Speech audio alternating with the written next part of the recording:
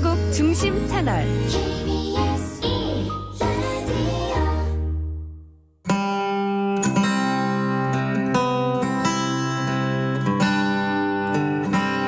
2020년 우리 모두에게 낯설고 힘든 한 해였습니다. 1년을 잘 살아낸 우리는 내년 이맘때 오늘을 어떻게 기억하고 있을까요? 주진우 라이브 타임캡슐 프로젝트 1년 후에 잘 지내고 있지? 참 잘 견뎠네. 지금도 많이 힘드니? 이젠 괜찮아질 거야. 1년 후에 나에게 보내는 여러분의 메시지를 차곡차곡 담아 2021년 겨울 다시 꺼내보려 합니다. 참여는 짧은 글 50원, 긴 글 100원의 정보 이용료가 드는 문자 샵 9730 또는 카카오톡 플러스 친구에서 조진우 라이브 검색하셔서 친구 추가하시고 메시지 보내주셔도 됩니다. 조진우 라이브 타임캡슐 프로젝트 1년 후에 여러분의 많은 참여 기다립니다.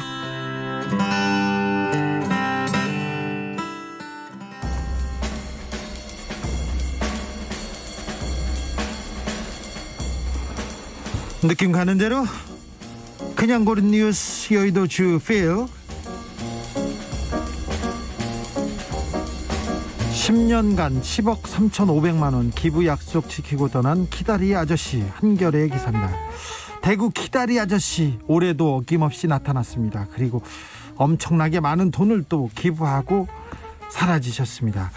10년 익명 기부 약속을 하셨는데요. 올해가 마지막 기부금을 내는 해였다고 합니다. 2012년부터 한 해도 거르지 않고 거액을 내놓고 사라졌습니다. 지역의 대표적인 기부천사였는데 메모지에다 이렇게 썼어요. 이번으로 익명 기부는 그만둘까 합니다. 저와의 약속 10년이 되었군요. 함께 하는 사회가 되길 바라면서 저와 같은 생각을 하는 많은 분들이 참여해 주시길 바랍니다. 나누는 즐거움과 행복함을 많이 느끼고 배우고 고맙게 생각하고 있습니다. 이렇게 적었습니다. 이분은 10여 년 전부터 수익의 3분의 1은 무조건 소외된 이웃과 나누는 원칙을 지켜왔습니다. 작은 회사를 경영하는데 위기도 많았다고 해요.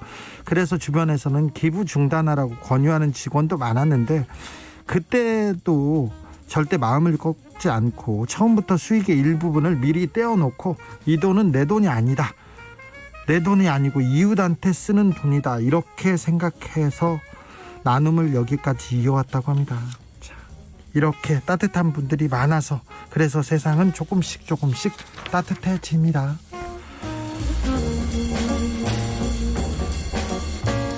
기업 살인법 만든 영국 산재 적은 이유 7단계 걸친 도급업체도 모두 기소. 경향신문 기사입니다. 우리나라에서 중대재해기업처벌법 이게 지금 난항을 겪고 있는데 이 법은요 영국의 기업과실치사법 을 본따서 만들었습니다. 그런데 이 법이 산업재해 감소에 효과가 있었는가 이렇게 물었어요. 한국경영자총협회에서 주최한 세미나였는데요. 경영자총협회면 재계 입장, 그러니까 회사 사장님들 입장을 지금 대변하는 회의였어요. 여기에 참석한 니콜라스 릭비라는 영국의 보건안전청 수석 감독관이 이렇게 얘기합니다. 노동자 사망을 기업이 매우 중대한 문제로 받아들이는 큰 효과가 있었다고 얘기합니다. 이분의 얘기를 이렇게 들어보면요. 영국의 산재 사망률은 한국의 10분의 1 수준입니다. 10% 수준입니다. 영국에서 기업의 안전 의무를 아래로 떠넘길 수 없다는 원칙을 정해놓고 지키고 있다고 합니다. 이 릭비 감독관이 얘기하는데 사고가 발생하면 원청 하청 모든 주체에게 100% 책임을 묻는다고 합니다. 안전 책임은 위임할 수 없다 이렇게 해놓고요. 그래서 7단계에 걸친 도급 네트워크 업체 모두 기소한 적이 있다고 합니다. 그러니까 재벌 대기업이 있고요. 하청 있지 않습니까? 근데 그는 하청에 6개 하청업체까지 다 순서대로 모조리 법정에 세우고 처벌했다는 얘기입니다. 이 감독관은 눈에 띄는 작은 업체만 조사하지 않고 지시는 어디서 받았는가, 누가 통제했는가를 따져서 최종 통제권까지 거슬러 올라간다고 했습니다. 이렇게 했더니 산재 사고가 급격히 줄어서 우리나라의 10분의 1 수준으로 줄었다는 거예요.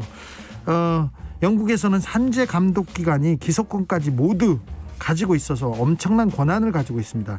원청 경영진에게도 책임을 지우는 시스템이 완비되어 있다. 이 완비되어 있어서 이 산업체의 사망사고 줄일 수 있었다고 합니다.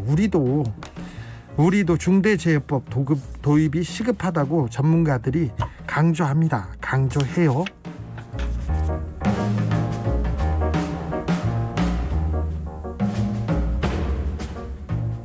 여러분들도 많이 아시는 강아지가 있었어요. 이효리 반려견 순심이 세상 떠났다. 제품에서 편안히 갔어요. 엑스포츠 뉴스 기사인데요. 가수 이효리 씨의 반려견 순심이가 세상을 떠났다고 합니다.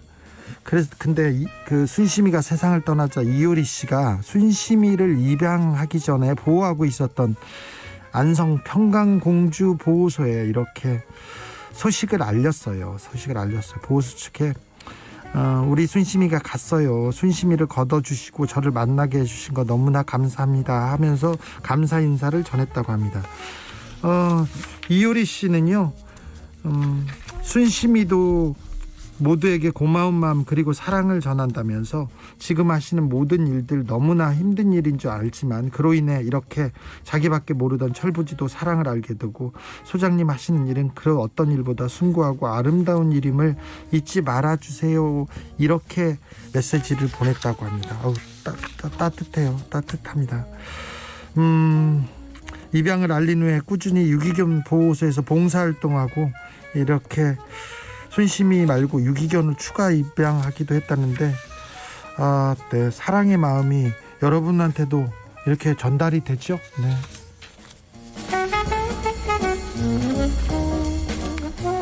머리에 화살 관통한 캐나다 사슴 화살 제거 수술 성공. YTN 기사입니다. 캐나다 온타리오에 캐노라라는 작은 마을이 있습니다. 작은 도시가 있는데 여기에 사진작가가 있는데 사진작가가 자택 근처에서 사슴 한 마리를 발견했습니다. 근데 그 사슴 캐럿의 머리에 화살이 꽂혀 있었어요. 누가 사슴을 잡으려고 화살을 쏘았는데 머리와 목덜미를 관통한 거예요. 근데 기적적으로 치명적인 부위를 피해서 사슴이 목숨을 건졌는데 그 화살을 그냥 단체로 살고 있었던 거예요. 근데 이 사진 작가의 이 사진이 공개되면서 사슴이 불쌍하다 네티즌들이 항의를 했습니다. 그랬더니 온타리오주에서 이 정부가 나서서 이 사슴 캐럿을 포획해서 화살을 제거하는 수술을 하기로 합니다. 근데 캐노라라는 작은 도시에는 이런 큰 수술을 한 수의사가 없어요. 그래서 2000km 떨어진 오타와에 있는 수의사한테 이렇게 어떻게 수술을 해야 되는지 원격 수술을 받았다고 합니다. 수술은 성공적으로 됐고요. 그래서 캐롯은 야생으로 돌아갔답니다. 근데 야생으로 돌아갔는데 캐롯이 보이지 않아서 지역 주민들이 애탔대요. 그 사진작가도 굉장히 애탔는데 숲속 근처에서 캐롯을 드디어 만났어요. 근데 캐롯이 이 사진작가를 알아보고 다가와서 고맙다는 듯 손을 핥았다고 합니다. 손을 핥았대요. 사슴이 건강하게. 아유, 크리스마스에는 큰 역할을 해야 되니까 네, 열심히 달려주렴 캐럿아. 네, 엘라 피츠랄드의 루돌프 사슴코 잠깐 듣고 오겠습니다.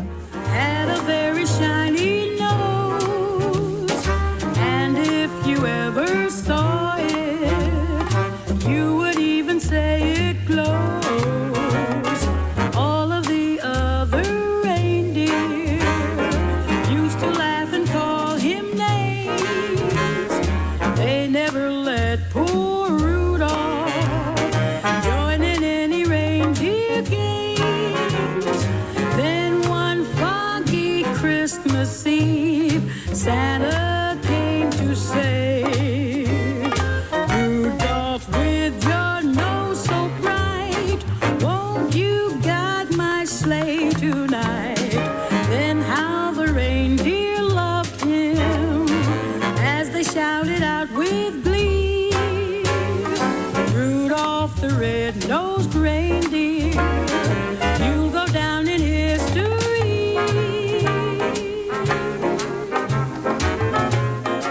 루돌프도 산타 할아버지도 오늘 밤에 우리 집에 와야 되는데 걱정입니다. 성경이님, 순심아 부디 좋은 곳 가길. 저도 유기견 입양한 지 7년이네요. 강아지 유기견 뭐 키우는 사람들은 가족이더라고요. 가족.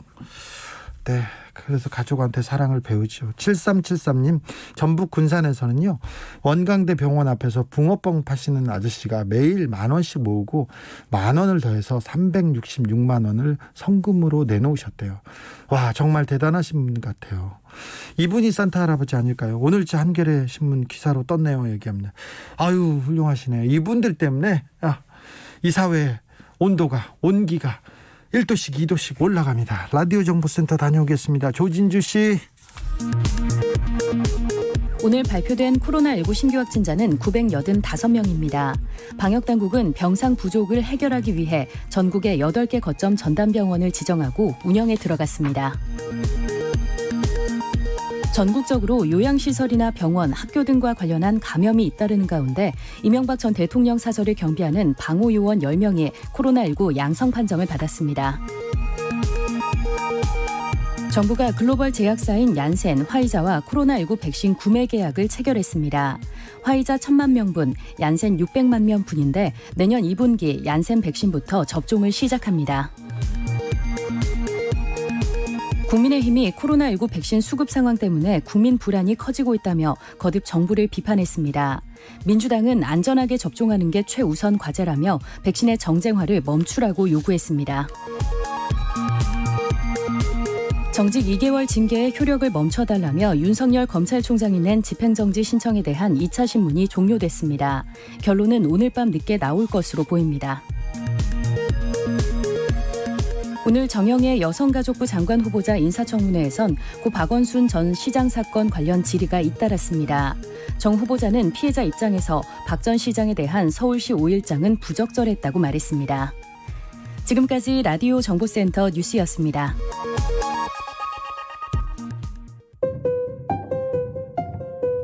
정치 피로, 사건 사고로 인한 피로, 고달픈 일상에서 오는 피로. 오늘 시사하셨습니까? 경험해보세요. 들은 날과 안 들은 날의 차이. 여러분의 피로를 날려줄 저녁 한 끼 시사. 추진우 라이브.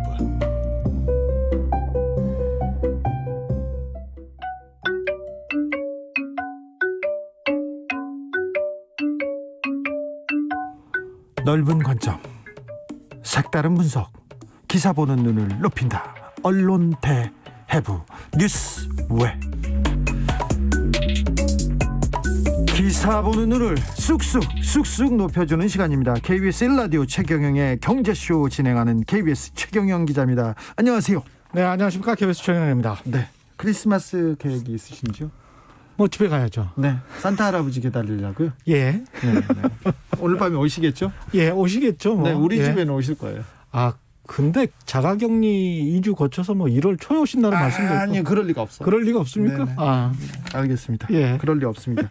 자, 오늘 배워볼 뉴스, 예. 팩트 체크할 기사는 2개입니다. 모두 연합뉴스 기사로 뽑아오셨는데요. 첫 예. 번째 기사 제목은 내년 슈퍼 예산 558조 원, 국가 빚 3조 5천억 원 더 낸다입니다. 두 번째 기사 제목은 미국 슈퍼 부양책 의회 통과, 코로나 대응에 1천조 원 지원.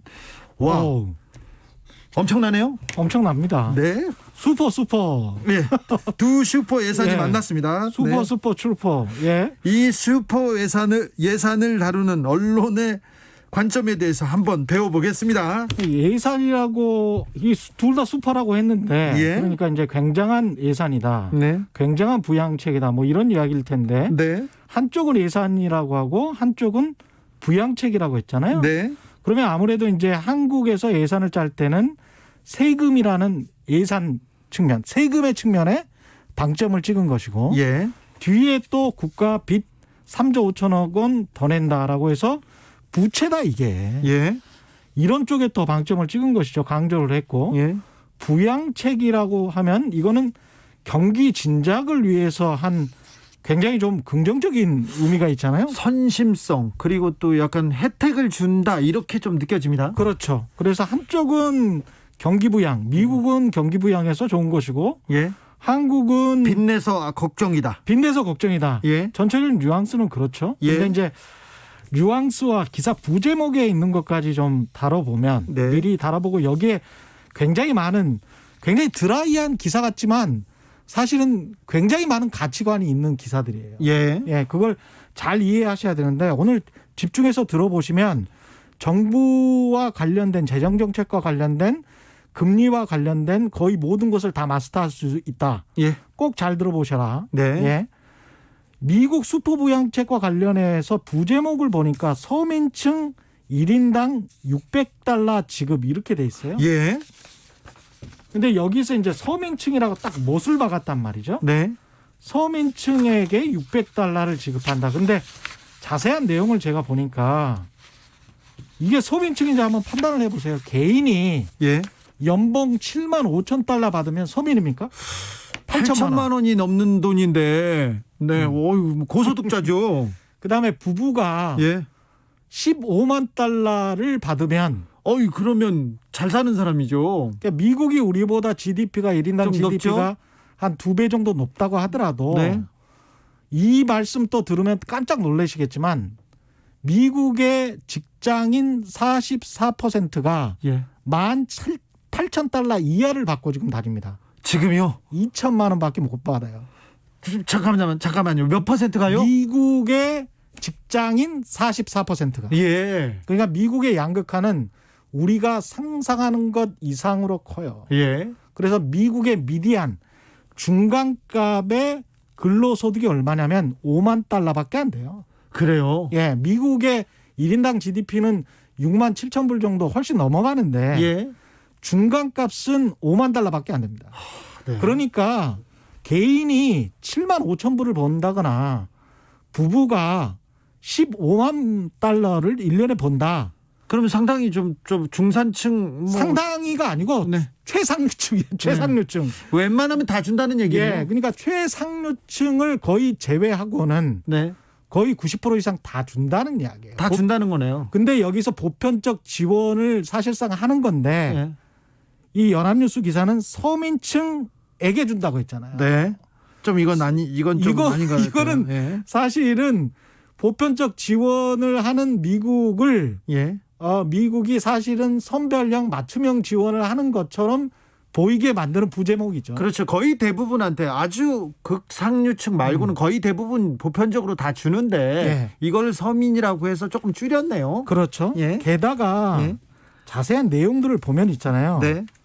맞춤형 지원도 하고 있습니다, 지금. 그래요. 예. 맞춤형 지원이 굉장히 크게 하고 있는데 이번에 이게 한 1,000조 원 정도 되잖아요. 1,000조 원이요. 1,000조. 예, 1,000조 원 정도 되는데 아까 말씀드린 대로 $75,000 이하 버는 모든 개인에게 $600를 그냥 주고 예. 일단 연- 줘요. 연소득 $150,000 이하로 버는 모든 부부들에게 $1,200를 그냥 주고 일단요. 추가로 아이가 있으면 한 명당 $600씩을 또 줘요. 추가로 그냥 주고요. 예. 예, 3명이면 $18,000죠. 예. 실업자면 매주 $300씩을 줍니다. 예. 중소기업 자영업자들을 위해서 따로 한 350조 원이 제공됩니다. 이게 3,250억 달러인데, 네. 예, 지난주에 예. 임대료도 거의 지원해주는 많은 좋은 제도가 있다고 이번에 시행하고 있다고. 똑같아요. 네. 월세 못 냈다고 임차인들 내쫓는 걸 금지시키는 법안이 계속 있었는데 네. 그걸 내년 1월 말까지로 연장시켰어요. 그러니까 그리고 거기에다도 수백 조가 지금 투입됩니다. 그리고 28조 원, 250억 달러, 예. 28조 원을 임차인들에게 줍니다. 임차인들한테요. 예, 전세 사는 사람들에게. 예. 예, 월세 사는 사람들에게 줍니다. 그러니까 이게 정말 전방위적인 거죠. 보편적인 지급도 하고 예. 지원도 하고 선별적이고 맞춤형 대책도 함께 쏟아붓고 있는 겁니다. 아니 이걸 예. 지금 이렇게 돈을 많이 주겠다고 예. 의회에서 지금 도장을 찍은 거예요? 그렇죠. 이미 이제 상원에 통과됐고 예. 트럼프 사인만 기다리고 있는데 이제 그거는 다 통과될 거고요. 상원에서 사인을 했기 때문에. 미국은 이렇게 네. 엄청난 부양책 그리고 지원책이 보편적 지원책과 맞춤형 선별 지원책이 통과되고 있어요. 근데 예. 그 부분에 대해서도 별 내용이 없고 자 경기 부양한다. 코로나 대응에 1,000조 원 썼다 이렇게 얘기를 하는데 예. 우리 예산으로 넘어가 볼까요? 자, 우리가 이제 여기서 중요한 게 정부가 할 수 있는 경제 정책은 사실은 딱 두 가지밖에 없습니다. 네. 그게 이런 경기부양책 같은 재정 정책, 예. 예산으로 하는 거죠. 예. 두 번째는 한국은행이 하는, 각국의 중앙은행이 하는 통화 정책. 예. 이 두 가지밖에 없습니다. 네. 그러면 각국의 중앙은행, 특히 연준이 금리 인하를 했을 때 우리 환호했죠. 네. 전 세계 언론이 환호했습니다. 네네. 왜 환호했습니까?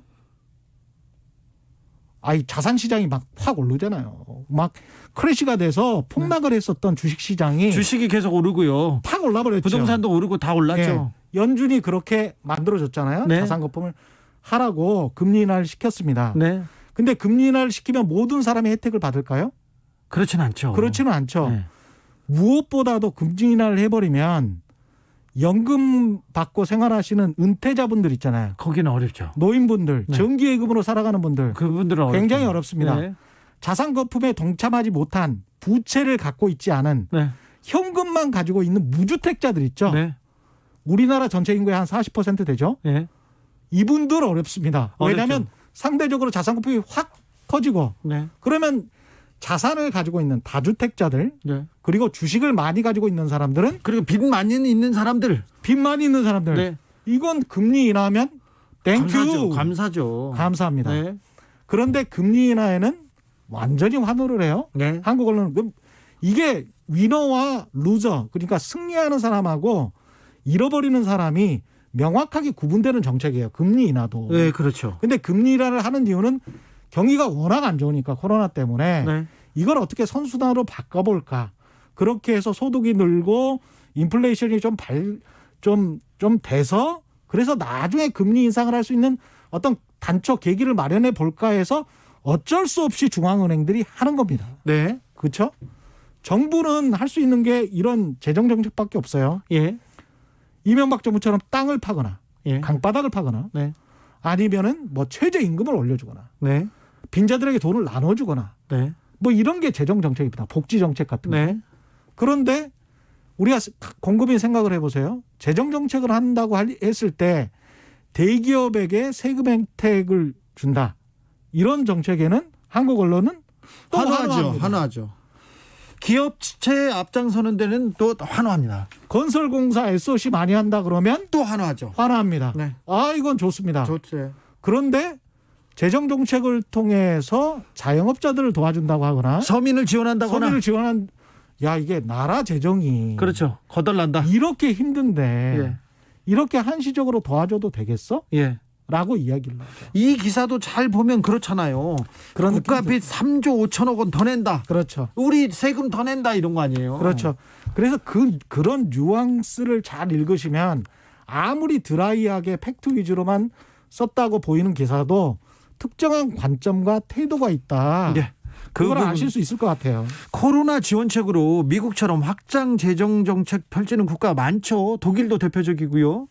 그러니까 우리가 여기에서 꼭 지적해야 될 거는 이런 겁니다. 그러니까 어떤 정책이 맞다 틀리다 저는 잘 모르겠어요. 네. 그러나 지금 현재 시대는 IMF 때하고 완전히 달라요. IMF 때 생각해 보면 무조건 줄여라 망해도 어쩔 수 없다. 그게 자본이다 이렇게 이야기했거든요. 네. 지금은 어떻게든 부도나는 기업들을 막고 부도나는 가게들을 막아서 어떻게든 실업률을 막아보려고 하는 게 그게 전 세계 정부의 정책입니다. 네. 그래서 좌우의 어떤 그 정책들이 다 섞여 있어요. 그래서 그냥 막 써요. 예. 막 쓰면서 어떻게든 경기와 경제를 살려보려고 하는 것들은 마구마구 혼합했었습니다. 이거를 좀 유식한 말로 팔러시 믹스라고 합니다. 정책 혼합이라고 하는데 엄청 유식하시네. 예, 이 좌우 스펙트럼이 굉장히 넓어졌고 유연해졌습니다. 네. 그게 지난 10년 동안에 자본주의가 생존하고 그나마 번영해왔던 길이거든요. 예. 우리만 이렇게 딱딱하게 이러면 자본주의인가요? 이러면 어떻게 되나요? 예. 이렇게 지금 이야기를 하고 있다는 거죠. 그래서 제가 말씀드리는 건 어떤 정책이 옳고 그르다가 아니고 어떤 정책들을 이야기할 때 전 세계 기조를 좀 보고 네. 유연하게 좀 대응을 좀 하고 우리도 유연하게 사고를 해서 전체적으로 큰 정황으로 좀 기사를 쓰는 게 훨씬 더 낫지 않나? 네. 그게 훨씬 더 객관적이지 않을까? 이렇게 지금 미국 기사와 한국 기사를 보면 네. 이 전체 세계적인 경제의 흐름과 정책의 흐름을 볼 수 있습니다. 자, 국가 부채 걱정을 너무 기자들이 많이 하는데 언론에서 하는데 관리를 하긴 해야 돼요. 뭐 빚 많이 낸다고 좋은 건 아니지 않습니까? 그런데 우리나라 재정 상황 그렇게 걱정할 수준입니까? 그것도 이게 말이 안 되는 게 지금 이미 IMF나 OECD에서 나왔잖아요. 우리나라 재정 상황이 최근에도 뉴스에 나왔죠. 네. 우리나라 재정 상황은 올해 한국의 재정 적자, GDP 대비 재정 적자가 한 3%대, 마이너스 3%대입니다. 네. 다른 나라들과 비교했을 때 북구 유럽의 몇 개 나라들 빼고는 네. 한국이 OECD 선진국들 중에서 가장 좋아요. 가장 좋은데 가장 재정 건전성이 좋아요. 지금은 그 코로나 시대는 네. 전쟁과도 같은 상황이잖아요. 위기 상황이잖아요. 그래서 적재적소에 예. 돈을 잘 써야 되지 않습니까? 그것도 중요합니다. 자, 정부는 괜찮아. 재정 건전성이. 네.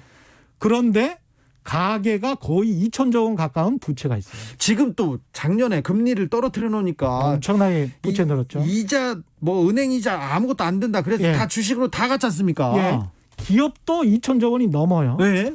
그러면 우리나라 GDP가 한 1,900조 원 정도 되기 때문에 가계나 기업은 100%가 이미 훨씬 넘었고 빚이 GDP 대비 많고. 네. 정부는 한 45% 정도밖에 안 되는 거예요. 예. 그러면 기업에서 한계 기업들이 지금 코스닥에 있는 상장된 기업들도 한 20% 가까이가 한계 기업, 그러니까 영업이익으로 이자도 못 내는 기업 3년 동안 연속 네. 그런 기업들이 한 18% 가까이 되거든요. 17.9%인데 네.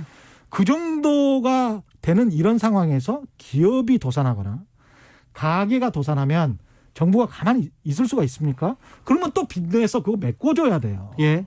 그러면 그렇게 나중에 큰일을 만들지 말고 네. 둑을 무너뜨리지 말고 사전에 예. 차라리 사전에 가게나 기업들을 도와주는 게 훨씬 더 현명한 정책입니다. 그래서 각국의 중앙은행이나 정부도 이렇게 재정 정책을 확장하고 금리를 인하하면서 이걸 유지하려고 하는 겁니다. 저 미국 정부가 돈을 쓰는 이유가 미국 그 가게, 미국 그 국민들과 기업을 지키기 위해서 돈을 지금 쓰고 있다. 이렇게 그렇죠. 봐도 되는 거죠. 예. 8417님께서 이런 의견 주셨어요. 미국 빚하고 우리 빚하고 비교하면 안 된다.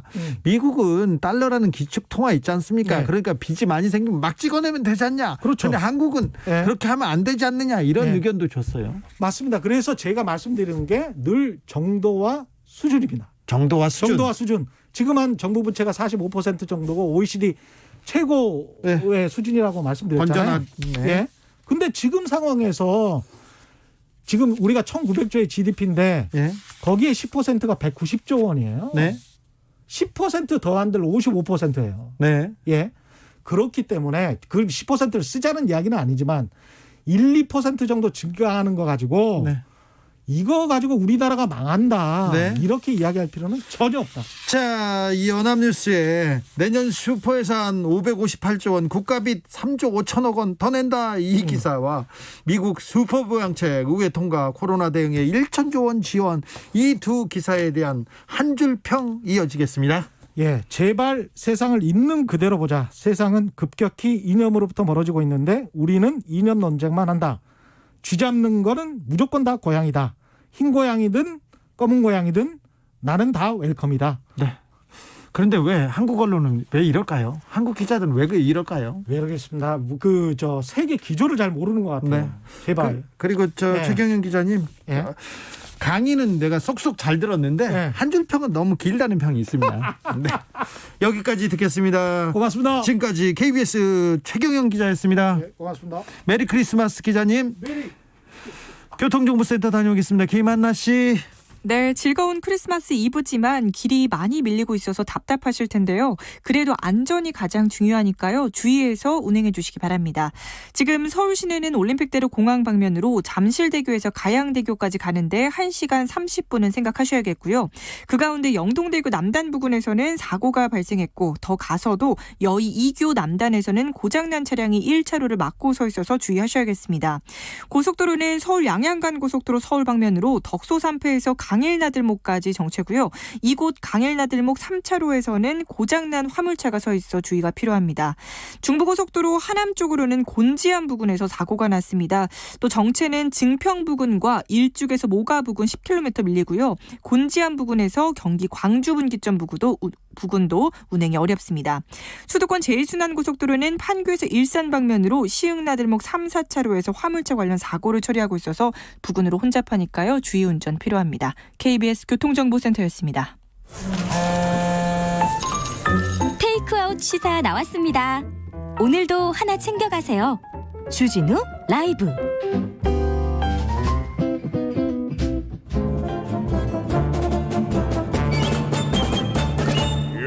여기도 뉴스 저기도 뉴스 빡빡한 시사 뉴스 속에서 가슴이 답답할 때 휴식을 드리는 시간입니다. 한 주에 한 권 맛있는 책을 만난다. 책의 맛. 김갑수 평론가님 어서 오세요. 네, 안녕하세요. 메리 크리스마스입니다. 아니, 메리 크리스마스라고는 우리나라만 할걸? 그래요? 종교적 색깔을 뺀 그냥 세계인 축제여서 다 해피 할러데이. 아, 그렇죠. 해피 크리스마스, 해피 해피 할러데이. 예, 네, 이렇게 이게 얘기하는데. 맞아요. 그렇죠. 네, 네. 근데 우리나라는 언제부터 메리? 그렇죠. 아니요, 옛날엔 메리 크리스마스를 했고 어디다. 예. 아, 그래요? 근데 이게 뭐 꼭 신앙을 안 가진 사람도 크리스마스를 즐겁게 네. 이제 휴가로 지내잖아요. 그래서 해피 할러데이로 바꾼 게 좀 더 맞지 않나. 예. 예. 제 친구들도 미아리 크리스마스 이렇게 인사하는 친구들도 있습니다. 예. 크리스마스 이브에 차가 많이 막혀서 정선태 교수님은 지금 막힌 채로 막 달려오고 계십니다. 자, 그래도 우리는 크리스마스 이브를 먼저 시작하겠습니다. 자, 코로나 시대 크리스마스 조금 특별하시죠? 그렇죠. 거대한 정지라고 학자들이 표현해요. 포즈 이렇게 네. 누르는 거. 세상이 정지된 것 같은 느낌의 1년을 정말 상상지도 못하게 보냈죠. 네.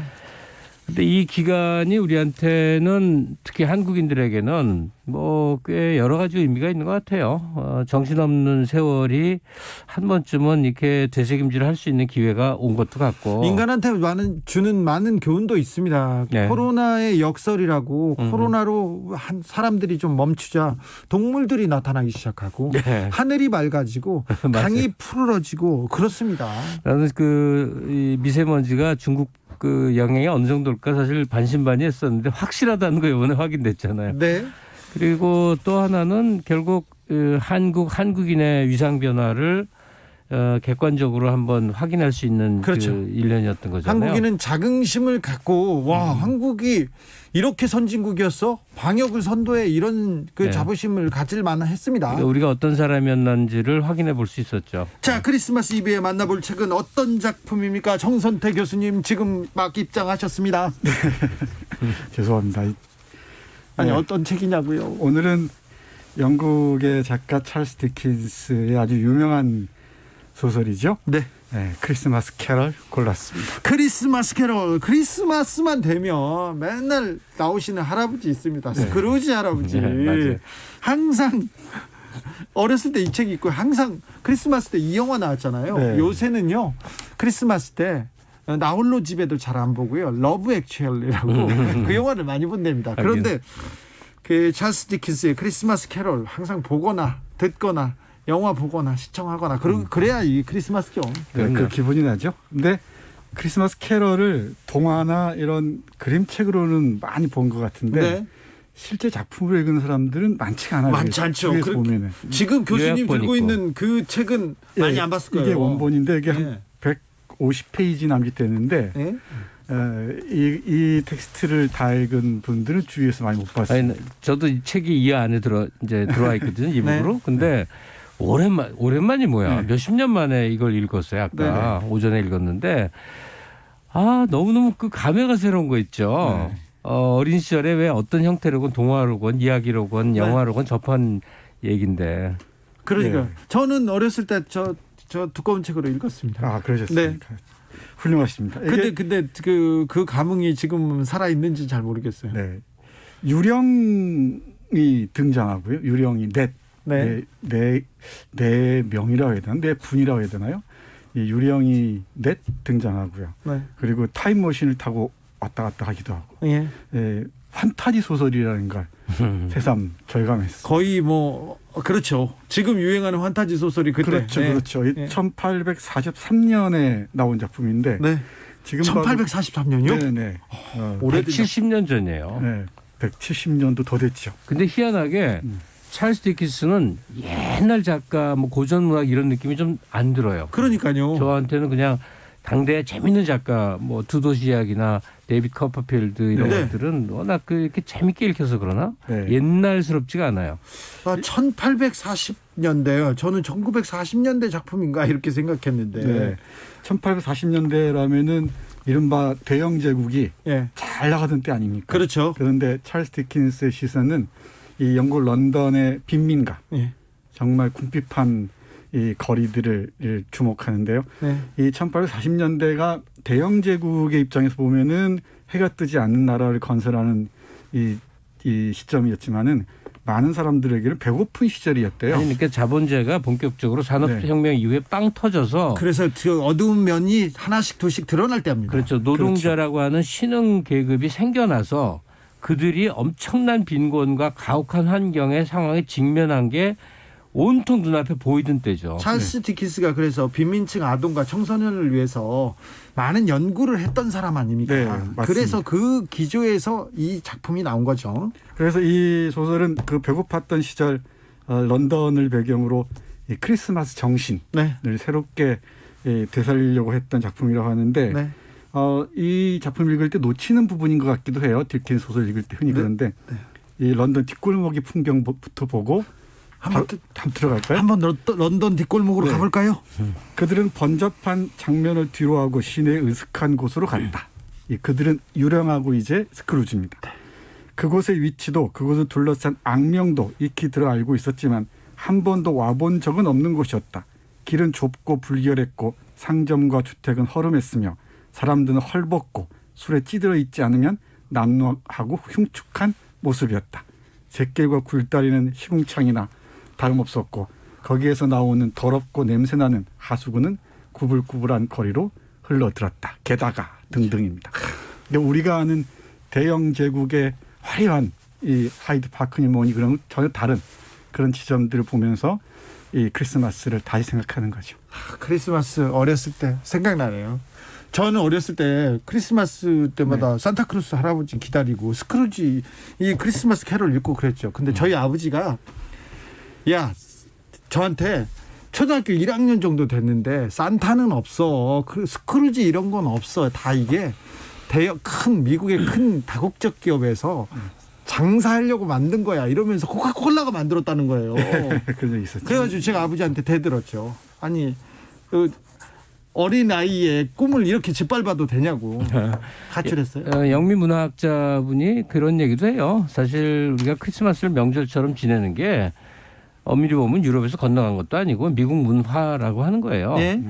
근데 이제 제가 증언할 수 있는 거는 최근 한 20여 년 동안은 크리스마스라는 게 굉장히 무의미해졌습니다. 최근에. 놀 게 많고 사람들이 여유로워지니까 크리스마스라는 게 굉장히 많이 희석돼서 그렇게 기다리던 대단한 놀이는 아닌 걸로 됐어요. 그래도 80년대, 90년대 근데 젊은이들, 연인들한테는 최고의 명절이고 과거에는 그러니까 최근 20년 동안 이게 많이 이제 희석됐다. 행사로서 해됐지만 그 전에는 굉장한 날이었어요. 그럼요. 저만 하더라도 고등학생 신분으로 그 지하 그 맥주 사롱 같은 거를 한 채를 통으로 빌려서 그 배화여고 학생이랑 온라인 놀아 이런 얘기 해도 안 되는구나. 김갑수 선생님, 고등학생이 지금 그러면 안 돼. 어디들 통째로 빌려서 여고생들이랑 진짜 불순하신. 네. 근데 우리 밑에 또 우리 선생님들이 얘기하는 크리스마스. 50년대, 60년대 크리스마스는 더 했어요? 상상을 초월해요. 그래요? 그러니까 명동 이런데 그 뿔필이라고 그러나 필름 나오는 거 있죠. 그걸 나이 든 사람들이 아무나 불고 다니면서 거의 광란을 했다는 거예요. 그게 닫힌 사회였거든. 통금 있었고. 그게 다 풀리는. 그게 크리스마스였어요? 해방 세상을 맞이하는 게 크리스마스였어요. 정선태 선생님도 그러셨어요?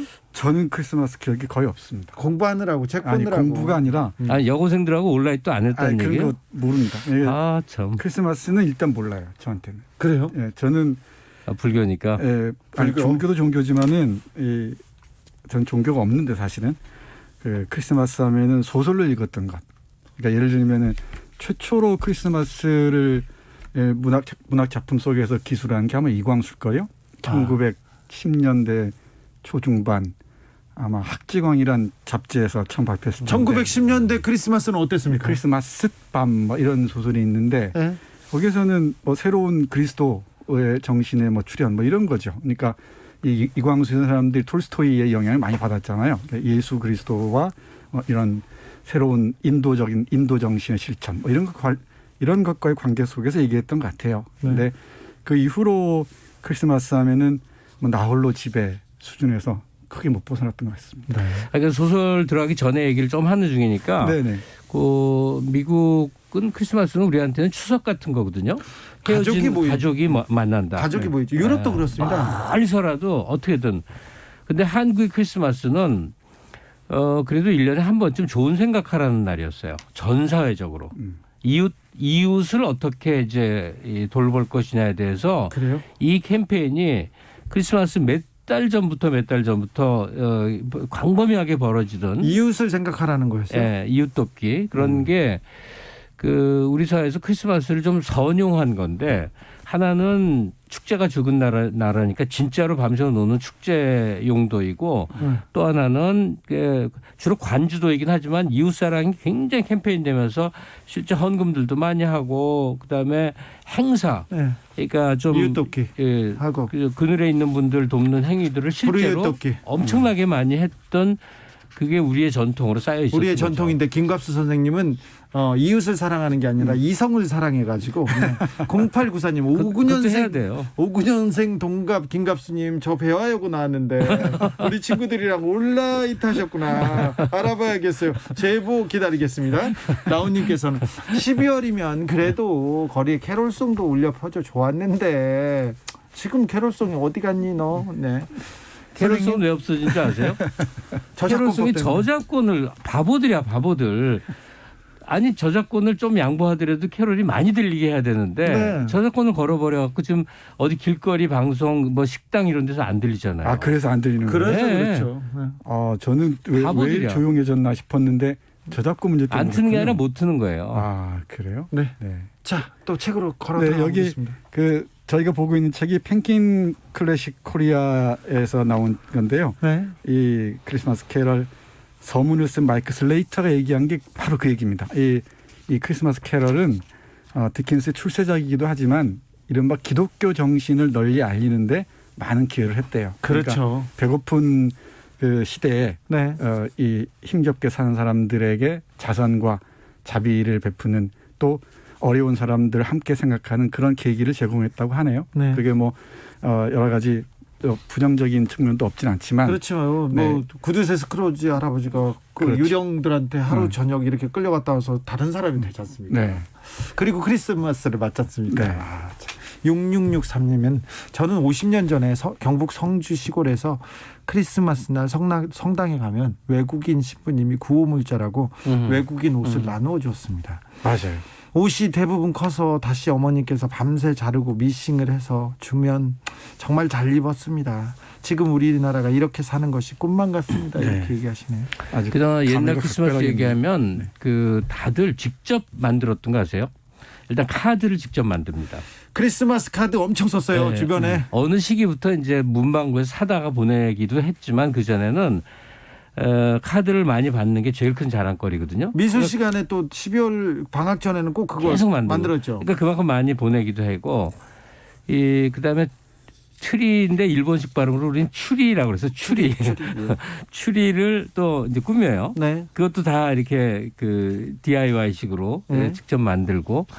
근데 그 시절에는 애들이 집에 최소한 서너 있었거든요. 네. 8남매, 9남매도 흔했고. 그러니까 그 초등학교에서부터 뭐 한 20살 넘은 아이들까지가 한 집안의 애들이 옹기종기 모여 앉아갖고 이 유리창은 주로 몇 개씩 깨져 있거든요. 그 깨진 유리창에 별표로 이렇게 뭐 붙이고 색종이 천장에 매달고 추리 장식하고 카드 만들고 나름 굉장히 성대하게 보냈네요. 크리스마스가 가장 큰 뭐 명절이었죠. 자, 교수님 또 책으로 또 들어가 볼까요? 네, 이 스크루지가 크리스마스 정신을 실천한다 그랬는데요. 크리스마스 정신 얘기를 많이 하는데 무엇보다도 가난하고 고통받는 사람과 함께했던 예수 그리스도의 삶을 실천하는 것이겠죠. 네. 이 크리스마스라는 말이 이 크리스투스 S가 크리스죠. 크리스. 그리스도란 말에다 마스, 메스, 그러니까 마사, 모임, 집회 이런 뜻이라고 하네요. 네. 예수 그리스도를 기리는 날, 모임 뭐 이런 뜻이라고 하는데 생일이잖아요, 예수님. 네. 생일이냐 아니냐 문제는 또 논란이 많이 있는 것 같습니다만은 네. 그 예수 그리스도의 삶을 각자 생각하는 뭐 날 이 정도로 얘기할 수 있을 것 같습니다. 근데 전혀 그런 관심이 없었던 사람이 바로 그 지독한 구두쇠 스크루지 할아버지죠. 전형적인 자본주의적 인간형이겠죠. 네. 이렇게 생겼습니다. 스크루지는 맷돌 손잡이를 꽉 움켜쥔 소나기처럼 인색하기 그지없는 사람이었다. 예. 쥐어짜고 누르고 움켜쥐고 벅벅 긁어 모으고 한번 잡으면 절대 놓지 않는 탐욕스러운 늙은 죄인이라고 얘기합니다. 이 늙은 죄인 앞에 그 동업자였죠. 동업자였던 그 제이컵 말리라는 말리라고도 하고 마레라고. 네, 말이 유령이 딱 나타나서 이 쇠사슬이고 뭐가 차고 나와서 너 그렇게 살면 안 된다 하면서 유령 셋을 소개해 주죠. 예. 과거의 유령, 현재의 유령, 미래의 유령. 이 과거의 유령은 저 어린 시절 고향으로 이 스크루지를 안내하고요. 그리고 또 성장하면서 변해가는 모습을 보여주죠. 그 연인과 헤어지기도 하고 또 현재 유령은 현재 자기가 남들에게 얼마나 이 혹평을 받는지를 보여주죠. 네. 미래 유령은 자기가 죽었을 때 그 참담한 모습을 보여줍니다. 네. 예, 그 자신의 과거, 현재, 미래를 다 보면서 타임머신을 타고 가는 네. 거죠. 지금 유행하는 지금 그렇죠. 드라마에서 유행하는 그렇죠. 시간 여행자이죠. 저는 그런 생각을 했어요. 이 크리스마스 캐럴을 21세기에 맞게 새롭게 영화나 다른 매체로 만들면은 재미있겠다 싶었습니다. 네. 이런 유령을 만나고 나서 스크루지가 짠 하고 변한다는 얘기입니다. 그러니까 이 주인공 스크루지에 대한 생각을 모처럼 다시 읽어보면서 새삼 좀 해본 게 있는데요. 첫째는 우리 흥부놀부할 때 어느 시기부터 놀부를 예찬하는 게 이 국문학계의 큰 한 붐이었던 적이 있어요. 그러니까 흥부가 선인이고 놀부는 악인으로 묘사돼 있고 다 그렇게 느끼지만 사실은 시대 변화에 놀부가 훨씬 더 적극적이고 자기 삶을 아주 능동적으로 사는 존재 아니었겠느냐 해서 이 상업 자본주의에 대한 그 어떤 그 설정에 맞는 사람으로.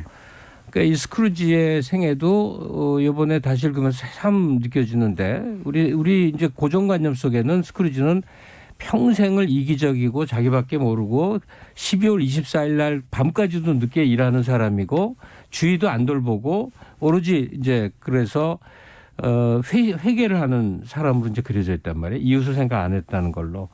근데 스크루지처럼 뭐 자린고비까지는 아니지만 인간관계를 잘 맺지 못하고 살아온 제가 스크루지를 다시 보니까 굉장히 많은 각도에서 이해가 되더라고. 그러니까 스크루지를 언젠가 한번 크리스마스 캐롤을 읽을 기회가 있는 분들이라면요. 네.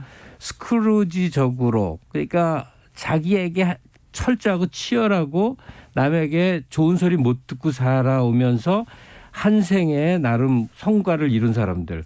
거리에 나가면 숱한 자잘분한 건물의 건물주들. 그들의 생애.